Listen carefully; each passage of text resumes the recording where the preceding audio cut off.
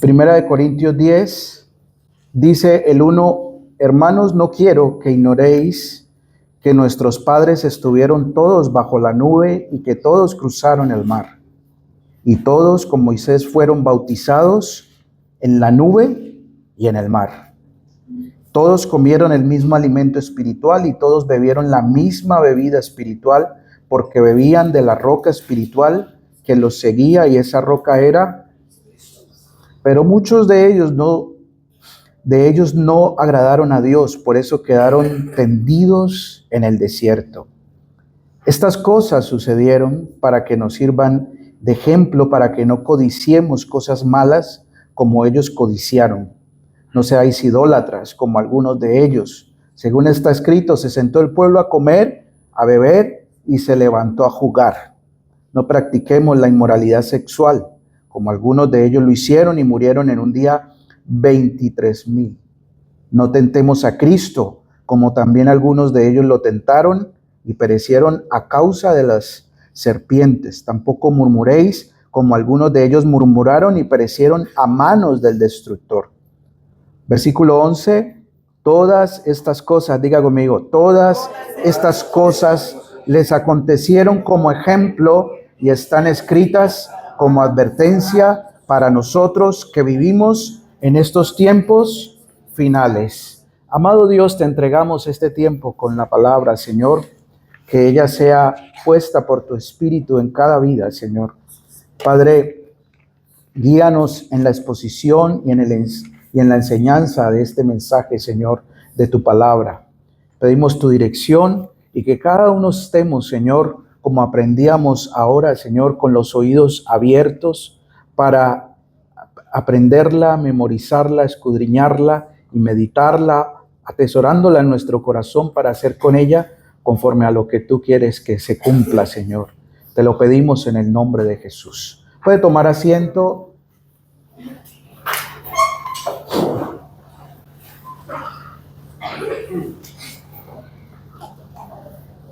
¿Alguien nos visita por primera vez este domingo? ¿No? ¿Por segunda? ¿Por tercera? ¿Por tercera? Bienvenidos. Bienvenidas a todas las familias que habitualmente están aquí cada domingo, cada semana. Y quiero esta mañana hablar de algo muy importante. Estamos en un mes donde hemos tomado el énfasis de estar comprometidos con Dios. Y vamos a hablar acerca de debemos estar comprometidos con nuestra adoración a Dios. Si se puede dar un título a este mensaje, es ese: comprometidos con adorar a Dios. Para mí es un tema muy cómodo de hablar desde la adoración, porque he recibido mucho entrenamiento, mucha enseñanza y he dado enseñanza acerca de la adoración. Pero hoy vamos a entender más la adoración desde la palabra. Vamos a estar allí en Éxodo 32, vamos a estar allí en Primero de Samuel 15, vamos a estar allí en Primera de Corintios capítulo 10 y quizás, si nos da el tiempo, estaremos en Juan 4. Todos estos textos nos hablan de algo muy importante y es la adoración genuina, verdadera y no extraña a Dios. Amén. Prepare su Biblia, ponga su teléfono en modo avión. Alguien preguntaba, ¿por qué hay que poner los teléfonos en modo avión cuando estamos en el avión, no? Todos hemos tomado un avión para ir de un lugar a otro, ¿no? Hay dos cosas que no puede dejar de hacer un avión, y es despegar y aterrizar. Bueno, puede dejar de despegar. El piloto allí con el mando y todo esto, la torre de control puede decirle no despegue, no despega. Pero si una vez está en el aire, no puede dejar de aterrizar, porque se le terminará su combustible y se irá. Entonces tiene que aterrizar. Y el problema del modo avión en los móviles que cargamos, que tenemos en la actualidad, es ese, que el modo avión se pone no para cuando despega el avión, sino cuando va a aterrizar. Porque allí hay muchas señales, el avión se acerca a antenas de telefonía y puede haber una interferencia que puede ser mortal. Pues si algo interfiere que la palabra de Dios entre en nuestras vidas, puede ser mortal porque no estamos entendiendo, comprendiendo la voluntad de Dios que hay en ella. Por eso siempre recomendamos, ponga sus teléfonos en silencio o en modo avión para que nadie le interrumpa. Amén. Porque el Señor nos va a hablar a través de la palabra. Luego nos llegarán mensajes al teléfono y también a través del teléfono nos llega palabra de Dios, es verdad. Pero esto es como para que usted tenga entendimiento que no nos debe distraer nada, para que lleguemos y aterricemos a buen puerto mientras estamos aprendiendo las Escrituras. El hermano Johnny enseñaba ahora que es bueno apartar un tiempo para nosotros estudiar la palabra de Dios, donde usted le pueda decir a su compañero, compañera, esposa, cónyuge, hijos, denme en unos minutos porque este es mi tiempo de estar con el Señor y leer su palabra para que nada nos distraiga. Amén. Esa es la idea. Vamos allí a donde estábamos. El libro de Corintios se divide, la primera carta se divide en 5 partes.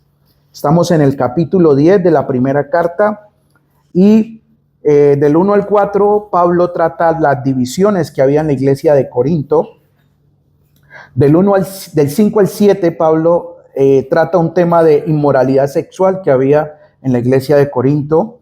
Del 8 al 10 se toca un tema de la comida respecto a los ídolos.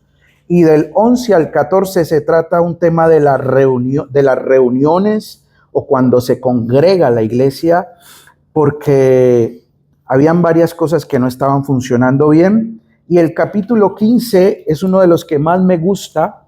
No lo puedo tratar hoy, lo trataremos más adelante, quizás en el mes de marzo, abril, que estamos recordando que Jesús resucitó. Ese capítulo 15 trata de la resurrección. Y allí hay unas bases doctrinales que nos afectan al día de hoy de lo que es la resurrección de Cristo. Vamos a quedarnos allí en el capítulo 10, porque viene hablando Pablo acerca del tema de la comida y lo sacrificado a los ídolos. Y empieza amonestando. Si usted lee allí el título en su Biblia, puede ser Amonestaciones contra la idolatría. ¿Sí? Los que tienen Reina Valera, cualquier versión o Nueva Traducción Viviente. Dice, hermanos, no quiero que ignoréis que nuestros padres estuvieron.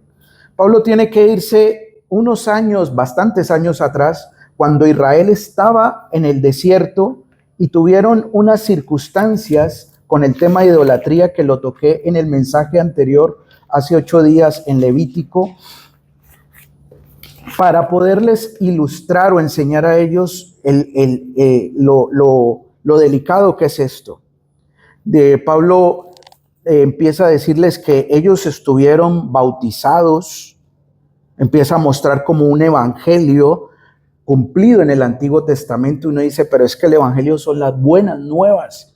Sí, pero es que Cristo está revelado en todos los 66 libros de la Biblia.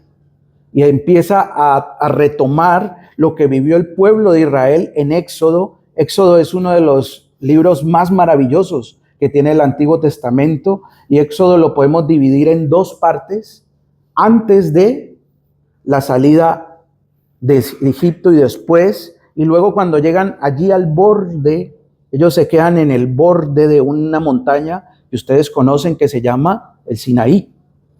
Allí no subieron todos, sube Moisés y algunos otros ancianos, Aarón, y suben hasta cierta parte, pero Moisés sí va hasta la cumbre. Son 4 o 5 horas de escalada más o menos, para alguien que tiene buen físico, llegar hasta la cúspide de ese monte. No son muchos kilómetros, pero hay una cuesta fuerte. Pues allí fue donde el Señor le dio a Moisés no solo las tablas de la ley, sino que también le revela a Moisés todo lo que iba a ser el tabernáculo de reunión. ¿Le suena a algo la palabra tabernáculo? En nuestros países a los bares le decimos tabernas, pero el origen de esa palabra taberna, tabernáculo, es lugar de reunión. El idioma tiene un sentido, las palabras tienen un sentido. Por eso tenemos que ir hilando suave, poco a poco, cuando vamos estudiando las escrituras. Pues el Señor le dijo, ya los he sacado de la esclavitud de 400 años de Egipto y los voy a traer del desierto a una tierra donde fluye ¿qué? Leche y miel. Una tierra próspera, abundante. Hay ríos. Y le dice el Señor, y ustedes saben que hubo unos espías, luego que ellos antes de cruzar el Jordán, y esos espías van y dicen, sí, realmente la promesa de Dios la vimos.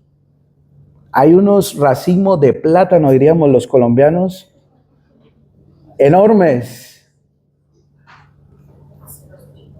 Hay unos racimos de mangos. No lo pueden cargar un solo hombre. Y los hombres en ese tiempo eran muy fuertes, ¿eh? No habían máquinas que le hicieran la fuerza por ellos. Hoy en día también, ¿cierto, hermanos? Hombres también somos muy fuertes. No les puedo bajar el ego.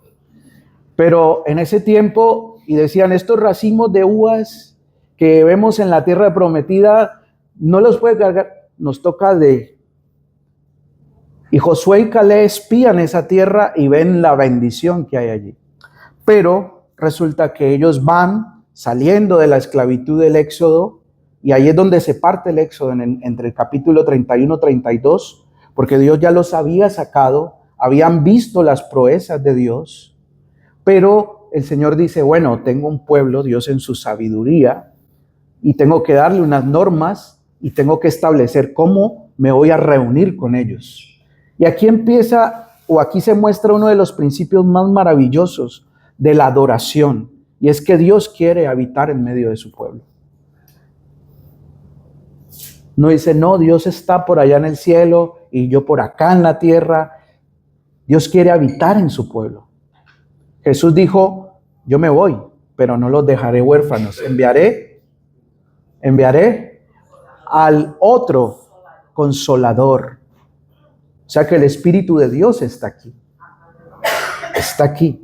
Y es lo que le dice Juan en el capítulo 4 a la mujer samaritana. Dios es espíritu y los que le adoran en espíritu, en verdad. Pero aquí en el capítulo 10 empieza Pablo a decirle a los corintios que Dios no se había agradado de ellos porque Moisés sube, está unos días allá en la cúspide y yo cuando leía y hacía un poquito la exégesis que le hacemos a los textos para sustraer, decía, yo también me hubiera asustado como ser humano, porque es que esa montaña, cuando Dios descendió y empezó a hablarle a Moisés y a darle las tablas de la ley y a mostrarle cómo iba a ser el tabernáculo, el lugar de reunión, las cortinas, las puertas, las dimensiones, todo lo que usted ve allí.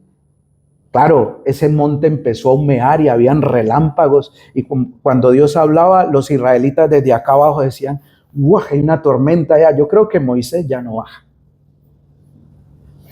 Ya Moisés se quedó allí. Quiero que me acompañe en sus Biblias. Vamos ahí a Éxodo.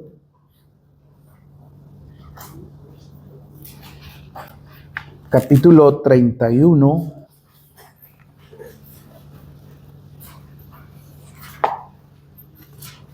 Capítulo 32. Éxodo capítulo 32. Al ver el pueblo que Moisés tardaba en descender del monte, se acercaron a Aarón y le dijeron, anda, haznos unos dioses que vayan delante de nosotros, porque a Moisés, ese hombre que nos sacó de la tierra de Egipto, no sabemos lo que le ha sucedido. Nada que baja del monte. ¿Qué le habrá pasado? Es que estamos viendo cosas terribles que están ocurriendo allá arriba. Yo creo que Moisés estaba frito, estaba tostado ya. Pero mire lo que dice. Aarón les dijo, quitad los pendientes de oro que están en las orejas de vuestras mujeres, de vuestros hijos y de vuestras hijas, y traédmelos. Entonces todo el pueblo se quitó los pendientes de oro que tenían en sus orejas y los trajeron a Aarón, un líder, un sacerdote. Él recibió de sus manos toda aquella cantidad, le dio forma, estoy en el 32:4. Le dio forma con un buril e hizo de ello un becerro de fundición. Entonces ellos dijeron: Israel, estos son tus dioses que te sacaron de la tierra de Egipto. Qué momento tan triste en la historia del pueblo de Dios. Habían visto toda la gloria y el poder con que el Señor los había sacado de Egipto. Habían visto cómo el Señor había tratado con Faraón. Habían visto plagas, habían visto el milagro de los primogénitos. Habían visto una cantidad de hechos maravillosos de Dios. Y en un momento, por el consejo de algunos y con la complicidad de un líder, todo se viene abajo. La Biblia es totalmente honesta con lo que el ser humano es. La Biblia nunca te va a decir mentiras acerca de lo que el ser humano es. Por eso algunos aborrecen la verdad y no se acercan a ella. Pero sea Dios veraz y todo hombre mentiroso. Aquí se parte la historia del Éxodo. Aquí ocurre algo triste, trágico. Dicen, el becerro de oro era una cosita así, 105 por 90, no lo dice la escritura, algunos lo han deducido. Fueron todas esas, ese oro ¿de dónde venía? De Egipto. Recuerden que cuando salieron las familias de Egipto y las mujeres, los egipcios antes le daban metales preciosos, alhajas, joyas y todo esto. Todo ese oro venía de Egipto. Y ellos llegaron y lo volvieron su adoración. Dios nos bendice en este mundo y en esta tierra.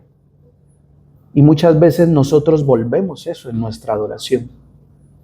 Construimos el becerro, ¿no?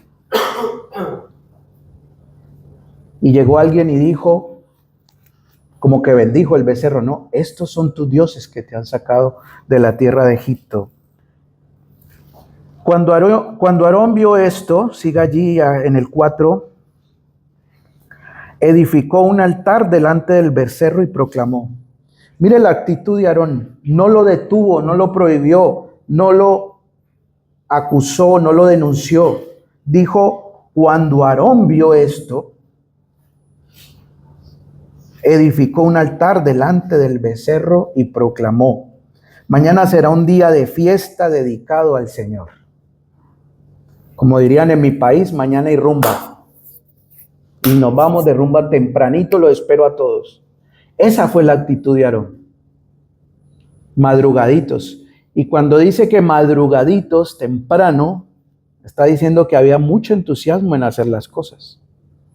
Cuando usted madruga algo, tiene entusiasmo. O es por obligación, o es porque usted tiene muchas ganas de ir, ¿cierto? Cuando va de excursión, cuando va de paseo, cuando va a la piscina, cuando va al río, cuando va al parque temático, usted dice madrugadito. Y usted ni pone el despertador, sino que dice, ahí estoy. ¿A qué hora me necesita? Este fue el entusiasmo que tenían ellos para adorar a aquel becerro que estaba sustituyendo la adoración al verdadero Dios. Y aquí la palabra nos muestra un acto complicadísimo en la historia de este pueblo. Este pueblo estaba puesto para mostrar la gloria de Dios. Este pueblo estaba puesto, si ustedes recuerdan, cuando Moisés va a Faraón, le da un mensaje que Dios le había dado. Le dice, dejad ir a mi pueblo para que me adore en el desierto. Ellos iban a salir a adorar al Dios verdadero, no al becerro, no a los ídolos de fundición.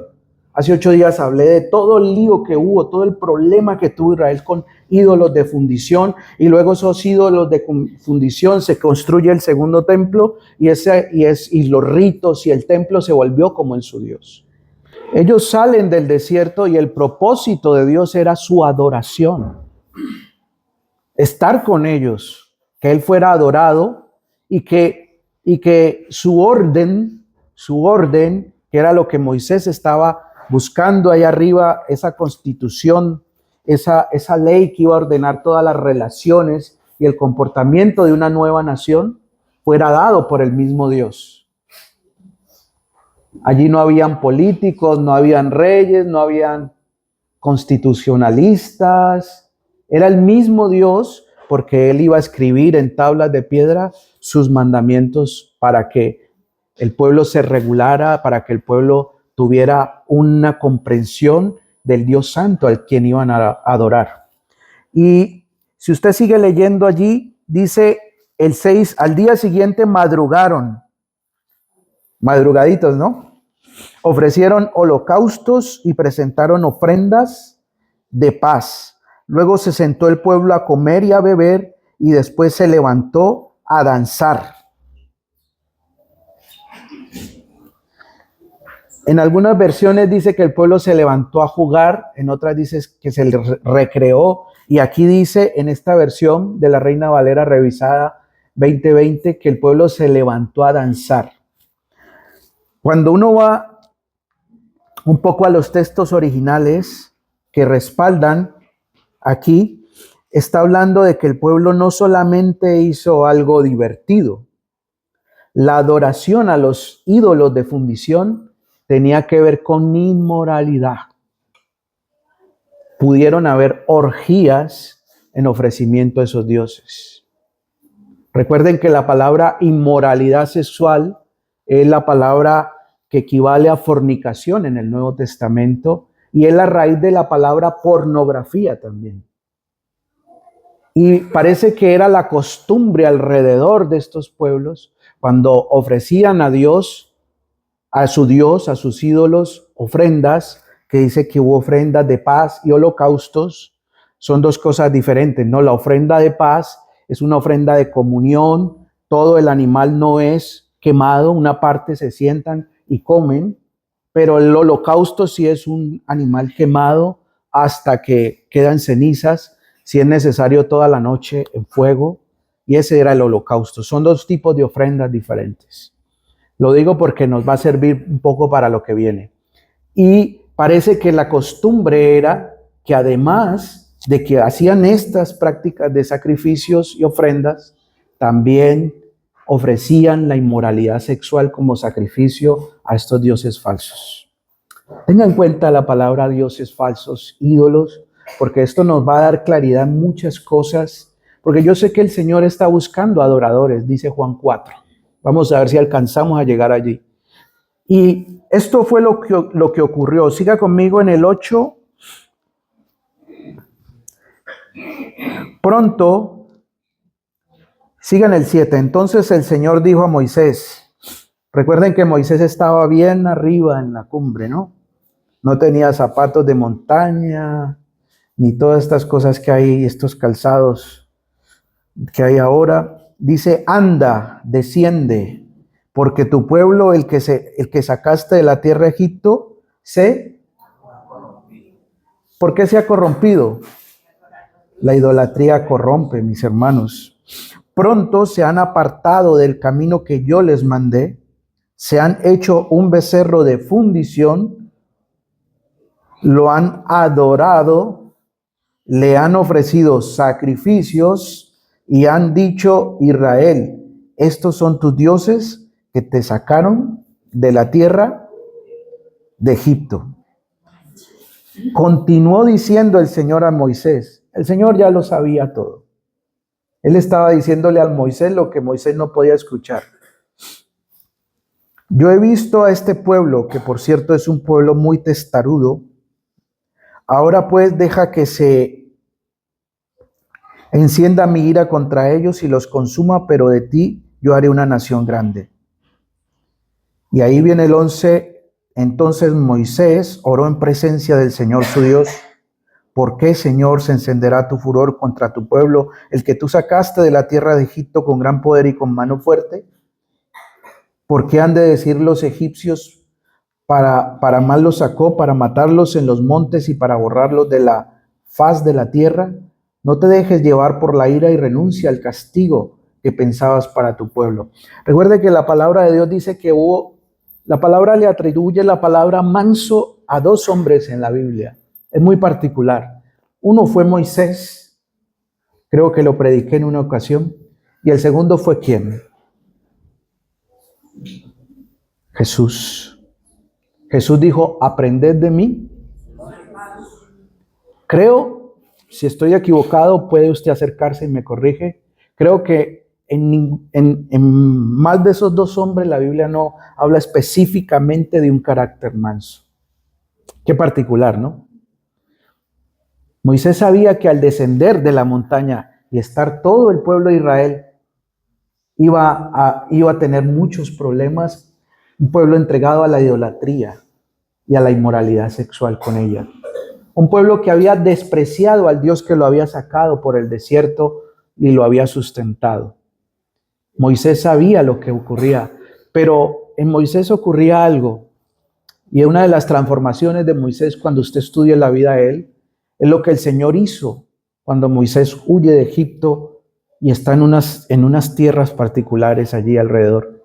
Moisés empezó a entender la mansedumbre y el carácter de Dios. Moisés sabía que esto que el Señor quería hacer, algo se podría revertir con la intercesión, con la oración, con la súplica. Y mire que él estaba incluido en la promesa.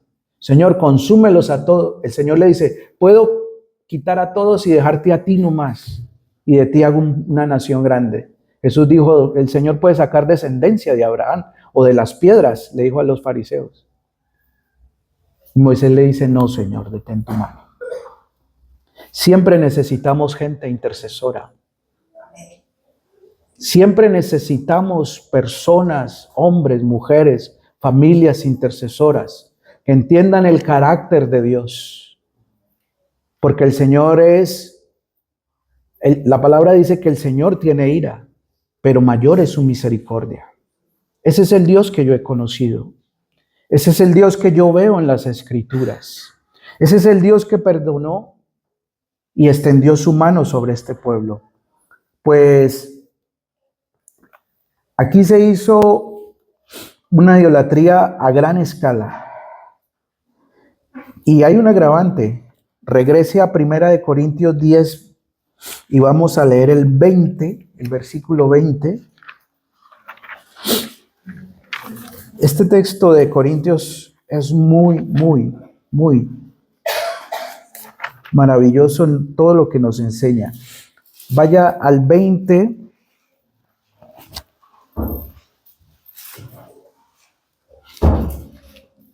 Vamos a leer hasta el 22. Dice, lo que quiero decir es que aquello que los gentiles sacrifican, lo sacrifican a los demonios y no quiero que vosotros tengáis nada que ver con los demonios. No podéis beber al mismo tiempo la copa del Señor y la copa de los demonios. No podéis participar de la mesa del Señor y a la vez de la mesa de los demonios. ¿O es que queremos provocar celos al Señor? ¿Acaso somos más fuertes que Él? Pablo le está diciendo a los corintios ya aquí que no solo el ídolo delante de Dios no es nada. No es nada. Pero detrás de cada ídolo hay una intención. Mire, la adoración a estos ídolos lo que estaba llevando, desviar el corazón de Israel del Dios verdadero. Y segundo, estaba causando en ellos inmoralidad sexual. ¿Qué dice la palabra cuando Salomón se aparta del temor a Dios que fue transmitido? Su padre David, su abuelo Isaí, toda esta generación de hombres temerosos de Dios. Dice que Salomón se fue detrás de tantas mujeres y esas mujeres le hicieron entrar en idolatría de sus dioses que traían de otras naciones. No, cuando usted vea una imagen, no piensa que la idolatría simplemente es venerar esa imagen, o esa fiesta, o ese acontecimiento, sino que detrás de ello hay una intención demoníaca. Mire, no hay punto medio, mis hermanos. Yo he querido encontrarlo, en mi humanidad. He querido encontrarlo, pero no hay punto medio. ¿Uno adora a Dios o adora a los demonios? Sencillo. La palabra no tiene punto medio. Y eso es lo que está diciendo aquí en el versículo 20. Lo que quiero decir es que aquello que los gentiles sacrifican, lo sacrifican a los demonios y no a Dios, y no quiero que vosotros tengáis nada que ver con los demonios. ¿Por qué lo dice? Porque es que en Corinto se estaba estableciendo la iglesia que Pablo dejó allí, usted la puede ver desde Hechos de los Apóstoles, pero también había muchos ídolos de Grecia, de Roma, y parece que habían hermanitos que se iban también para esos templos, y sabe que había fuera de esos templos prostitutas. Ustedes pueden leer el contexto de la carta y dice que no solamente iban a adorar a esos dioses griegos, romanos, sino que también parece que las relaciones sexuales, y por eso Pablo exhorta, dice, uniré mi cuerpo a una ramera y me haré una carne con ella. Y habla del celo de Dios por nuestro cuerpo, hablando de él como un templo. La inmoralidad sexual desvió a Israel en muchas ocasiones, y esta no fue la excepción, la idolatría en la inmoralidad sexual. Diferente ahora, como dicen por ahí, no es casualidad, ¿no? No es casualidad.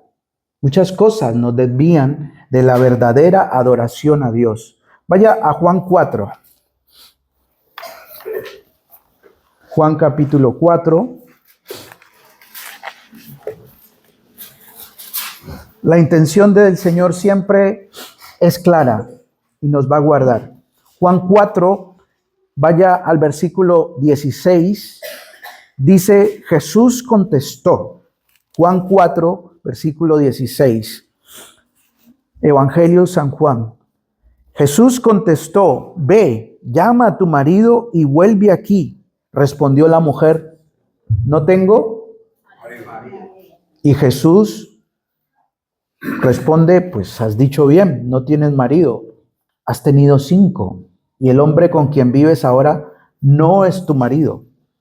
Esto que has dicho es verdad. 19 dice, le dijo la mujer, Señor, veo que tú eres profeta, ¿cómo te diste cuenta de que, hombre, lo que he vivido?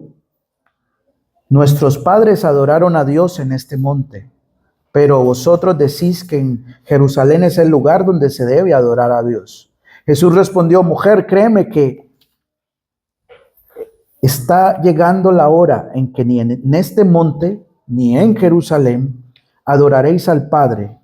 Vosotros los samaritanos adoráis algo que desconocéis. Sin embargo, nosotros sí lo conocemos, ya que la salvación viene de los judíos. Pero el momento ha llegado y ahora es cuando los verdaderos adoradores adorarán al Padre en espíritu y en verdad, porque el Padre busca tales adoradores. 24, Dios es espíritu y es necesario que quienes le adoran lo hagan en espíritu y en verdad. Para resumir el asunto que trata aquí el Señor, los samaritanos estaban separados de los judíos, separados. Ellos decían, la adoración debe ser allá en el monte Gerizim. Los judíos decían, no, es Jerusalén. Pero recuerden que Jerusalén es la ciudad del gran rey. En muchos salmos se ve. Y Jesús va a Jerusalén y el templo estaba en Jerusalén. Jesús le deja claro a la mujer y la enfoca dónde. Primero que todo le dice a quién, le dice dónde y cómo se debía adorar.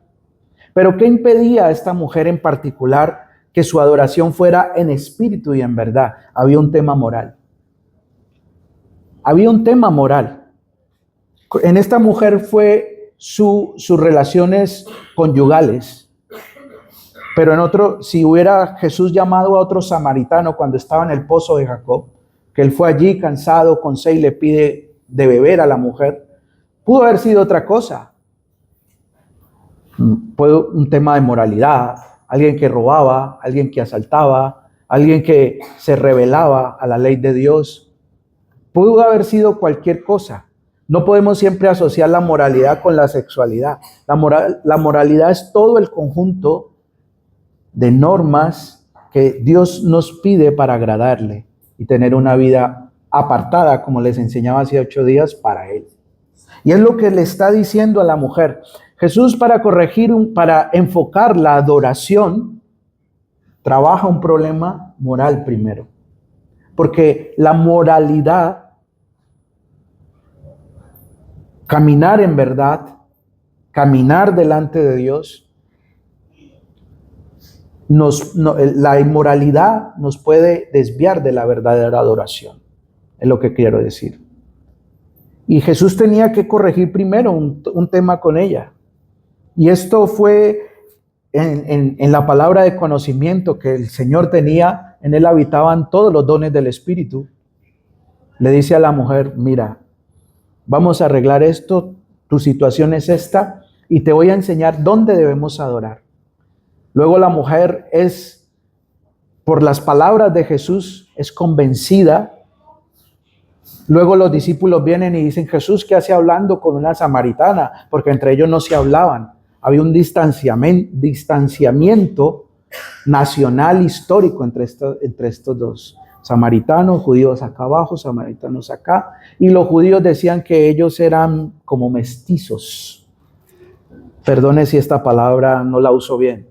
Pero los samaritanos tenían un mestizaje con otras culturas, asirios y cosas así. Entonces los judíos más puros los veían como, ellos no son judíos, ellos son samaritanos. Y Jesús muestra tanto su amor que ustedes ven la parábola, se llama la parábola del buen, diciéndole, esto hay que reconciliarlo. Así es el amor de Dios. No hay blanco, no hay negro, no hay judío, no hay gentil. Somos uno en Cristo. Amén. Así es el Señor. Y Jesús corrige este problema de moralidad en esta mujer y le enfoca hacia quién debe adorar. Hacia dónde debe adorar. Porque Israel se había desviado aquí en el desierto de la adoración al Dios verdadero. Por la intercesión de Moisés, mueve la misericordia y el corazón de Dios y el Señor no corta todo lo que tenía que cortar o pretendía cortar. Sin embargo, en Calahorra somos 25,000 habitantes ya, ¿no? Del año pasado a este pasamos de 24 a 24,000, casi 25. Ha incrementado la población en unos 300 habitantes en Calahorra. ¿Y qué leíamos en 1 Corintios? Que aquel día, allí en el desierto, ¿cuántos murieron? 23,000. No había calle que no estuvieran muertos. Casa donde no hubieran muerto. Imaginen que usted levante aquí por las calles de Calahorra mañana y somos 25,000 y 23,000 amanecen.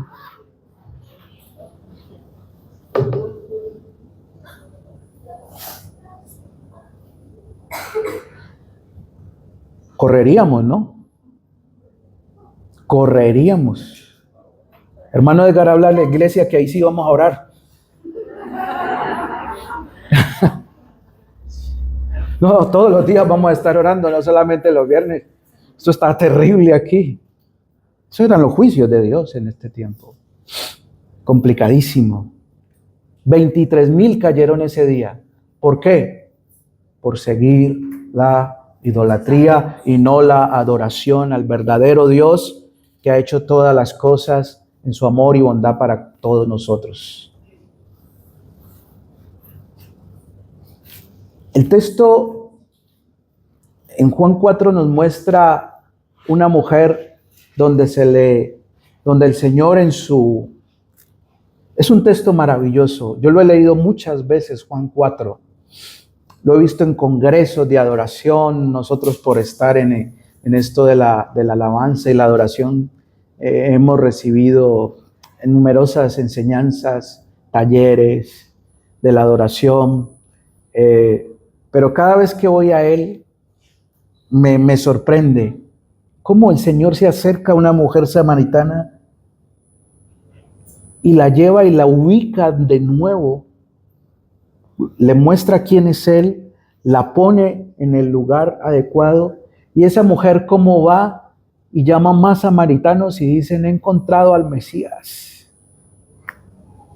Yo veo a la mujer samaritana en la iglesia, yo la veo. El Señor corrige nuestra moralidad, nuestra tendencia al pecado, a la idolatría, a tantas cosas falsas que sabemos que no agradan al Señor. Y nos ubica y nos dice, mire, la adoración, el motivo de nuestra adoración, como dice aquella alabanza, debo ser yo y solamente yo. No tendrás dioses falsos, les había advertido, les había dicho mucho tiempo atrás. Yo soy Jehová tu Dios.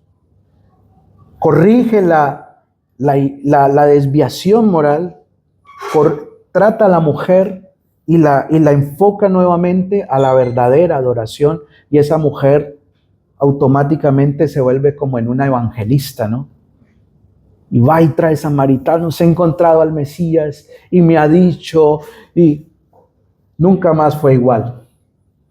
Los samaritanos, y en particular esta mujer, nunca más fueron iguales. Y la iglesia es como esa mujer, que el Señor le está diciendo, pero el momento ha llegado. Ahora es cuando los verdaderos adoradores adorarán al Padre en espíritu y en verdad, porque el Padre busca tales adoradores. El Padre está buscando adoradores. El Padre te está buscando a ti. El Padre te está llamando a ti. Ven y adórame. Porque cuando nuestra adoración está en la persona correcta, en el momento correcto, en todo lugar, estamos agradando a Dios. Pero necesitamos, mis hermanos, comprometernos con ello. Necesitamos saber que la adoración es una actividad espiritual, porque hemos nacido del agua y de la palabra, hemos nacido del Espíritu. Es en verdad, porque estamos ante tantas mentiras y tantos engaños. Mira el engaño que le dijeron estos hombres a Aarón, y luego Aarón lo replica. Mira, este becerro de fundición, vamos a adorarlo mañana tempranito y va a haber hasta buena comida, vayan, porque este es el Dios que nos sacó de Éxodo. Nos sacó a través del Éxodo de la esclavitud en Egipto. Nos sacó de allí, ¿verdad? Mentiras. El que los había sacado a ellos era el Señor mismo. No era otro personaje, no era ningún ídolo de fundición, no eran ni sus propias fuerzas, mis hermanos. Ellos no tenían carros ni caballos para pelear contra un ejército egipcio que era uno de los más poderosos del mundo en ese momento. El que los había sacado de su esclavitud era el Señor, y era un engaño. Y hoy tenemos un compromiso con la verdad.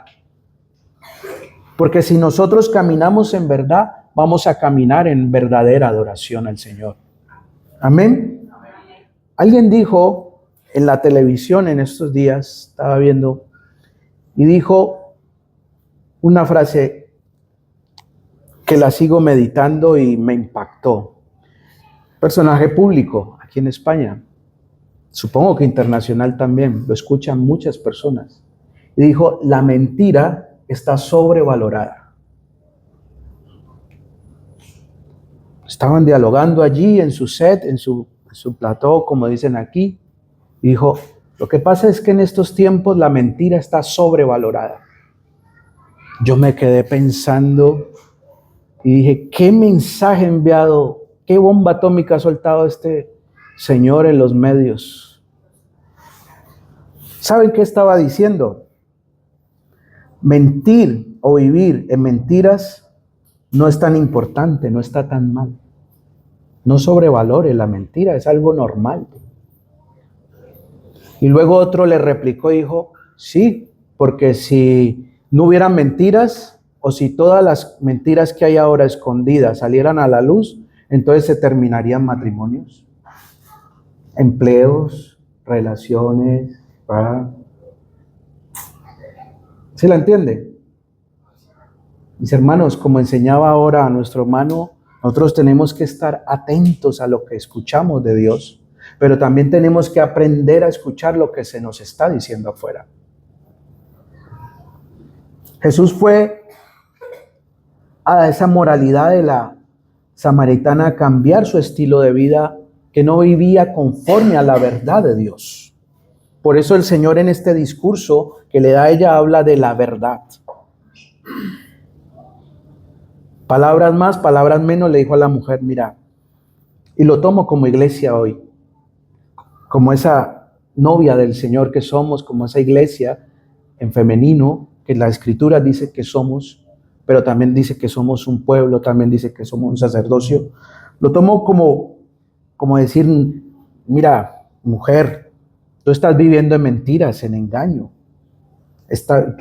El que tienes ahora no es tu marido, has tenido tu vida familiar, conyugal, ha sido un desorden. Tus hijos, si los tenía, no sabían cuál será mi papá, cuál será mi mamá.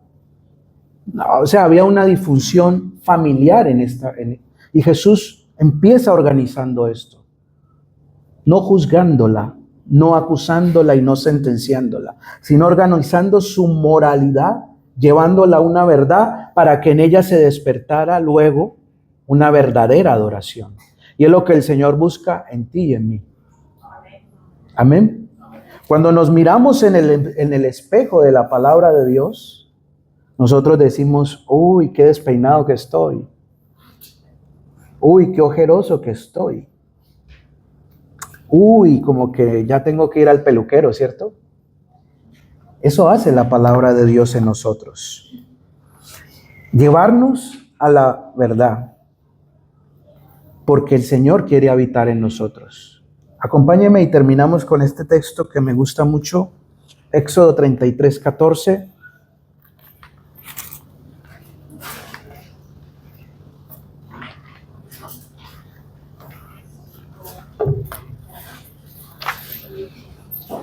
Yo sé que usted lo ha leído y hoy le va a gustar más todavía esta palabra. Éxodo 33. Si usted está tomando nota, puede sumarle a este mensaje 1 Samuel 15, 20 y 23, que no alcancé a tocar, que es un texto muy importante, donde Saúl es quitado del reino.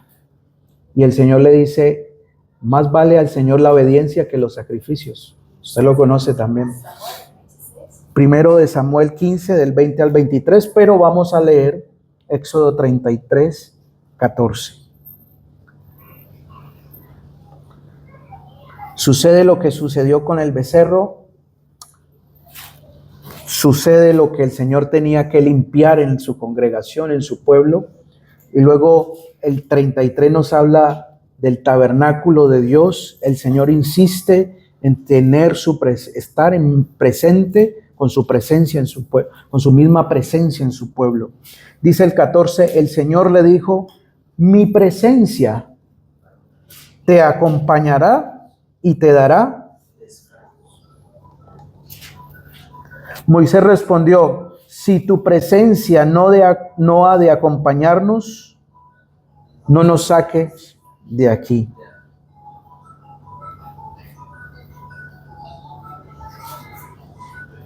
Nos comprometemos en ser leales al Señor para este año. Nos comprometemos con derribar dioses falsos. Nos comprometemos por caminar en la verdad. Nos comprometemos que el Señor limpie nuestras conciencias y nos lleve a una vida en Cristo. Nos comprometemos para poder experimentar el descanso y caminar con la presencia y la compañía de Dios. Dice el Señor a Moisés, no solamente mi presencia te acompañará, sino que tendrás descanso. Todas estas situaciones habían sido complicadísimas, pero Moisés quería garantizar algo y fue su petición a Dios. Señor, tu presencia vaya con nosotros. Yo no necesito la presencia de ídolos, ni becerros, ni ídolos de fundición, ni sacrificios, ni rituales inmorales. Yo necesito tu presencia, Señor. Y eso es lo que hace la diferencia. Amén. Amén. Oremos, mis hermanos.